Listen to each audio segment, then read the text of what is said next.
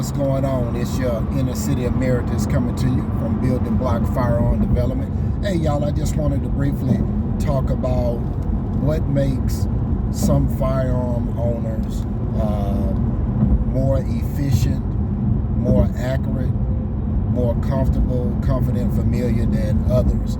We know that in this day and time, there's a lot of new gun owners. So I just want to drop a nugget on you that may help you to become a better firearm owner, a more responsible firearm owner. If you have a gun or you're thinking about getting a gun, one of the ways and one of the most cost-effective ways for you to become a better firearm owner, shooter, to become comfortable, familiar, and confident with your firearm is to dry fire. Dry fire means that you're in a safe environment, you have your firearm, you take the ammo out of your firearm, take the ammo out of your magazines, out of the chamber, and you double check, triple check, make sure that there's no ammo in the room. And then you work on the fundamentals, meaning you work on your grip, how you grip the gun, make sure that you get a proper grip. And then you work on your sight alignment, your sight picture, your stance.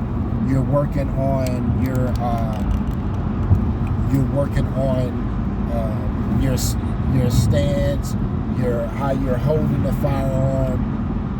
Not only the sight alignment, line of your sights, that is equal relationship, equal height, equal light, you might hear someone say, but you also working on the sight picture. And then you're working on your trigger press, making sure that you're pressing the trigger straight back. Something that I find that helps with the anticipation that many people experience as they go to the range and they begin to hit low is the anticipation. So something that I use in training to help others as well as myself is to know the trigger on my firearm, whether it's a 4-pound trigger, a 5-pound trigger, 6-pound trigger. That is, how much strength does it take in order to press the trigger and make that firearm shoot. So what I try to do is get people to get familiar with that, how much pounds of pressure. So you may have that travel, and then you'll hit a wall of resistance, and then on some of my guns there's a little creep, and then bang. By me knowing when my gun gonna shoot, that helped me not to anticipate it before the projectile leave out the barrel. So, and sometimes by doing that and dry fire and doing it, it helps me to keep my sights aligned on the target, let the gun do what it's gonna do, but I know that trigger. There's been and I still hear some people saying that your round should surprise you. When it shoots, it should surprise you. I totally disagree with that line of thinking. I know that if you know your trigger and you know when it's gonna shoot, it won't give you that surprise where you're trying to go forward, fight against that recoil, that kickback. So these are just some things. I'm talking about dry firing. I think to dry fire, one method may be to have you a sticky or some kind of target in a safe area of your home. Remember, you don't have any rounds in the chamber, no rounds, no ammunition in the magazine, no ammunition in the room that you're dry firing. Also, whatever you put your target on, whether you do like me and use a sticky and put a little circle on it, align your sights on it, and just press. While you're doing that, you're looking to see what your sights do. When you press, you're looking to see if your front sight go down, to the side, or whatever. And then that's your firearm communicating with you, let you know to take.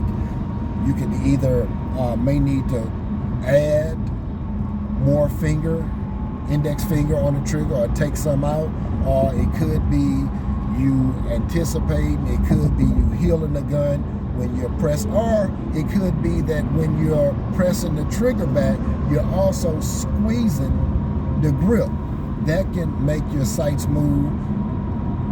Where your sights go can be a direct correlation of the impact of the projectile, where it would hit on the target. So, man, dry firing is very important for the ladies that carry their firearm in their purse.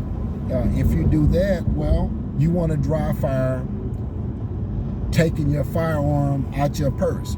Hopefully, if you one that do that, you have no other objects around that firearm. You have it in a type of holster that will protect, that will prevent any object getting in your trigger guard, so that you don't have a negligent discharge. You know, you don't want anything, even if someone keep their firearm in their pocket, hopefully you have some kind of holster, or you don't have anything in that pocket, because you don't want a quarter or a pencil, a pen, or anything to get in that trigger guard, and you're moving around, sitting down, and it pull the trigger back, press the trigger back, and you have a negligent discharge. So you want to keep that. You want to keep that safe. Again, dry firing is a cost-effective way of becoming better at shooting. When you go to the range and you see people being accurate and they're pin holding, trust me, they are practicing, they are training. It doesn't just come, they're not doing it at the top of their head. Dry firing is the way to get you there. Dry firing, again, is removing all the ammunition out of the room, making sure there's no ammunition in the magazine, no ammunition in the chamber of your firearm, and you're just working on different things. I left saying that if you're a lady that carried in your purse, then you want to practice on being able to go in that purse, pull that firearm out, and come on target. Come on target. You're practicing that, because if something was to occur where you feared for your life, someone was trying to take your life, and you felt that there was a need to defend your life so that you'll make it home to your family, you're already going to have racing heartbeat, fear. You want to be able to go get that. Don't have to think about it, because you done built neural pathways around doing it. It becomes muscle memory. You'll be able to retrieve that firearm and get on target, and hopefully in doing so be able to make it home to your family the way you left. So dry firing, y'all. Dry firing is the secret to becoming a better shooter. How often should you dry fire? Well, that depends on your time, but I would suggest a minimum 3 times a week, 10 minutes a day.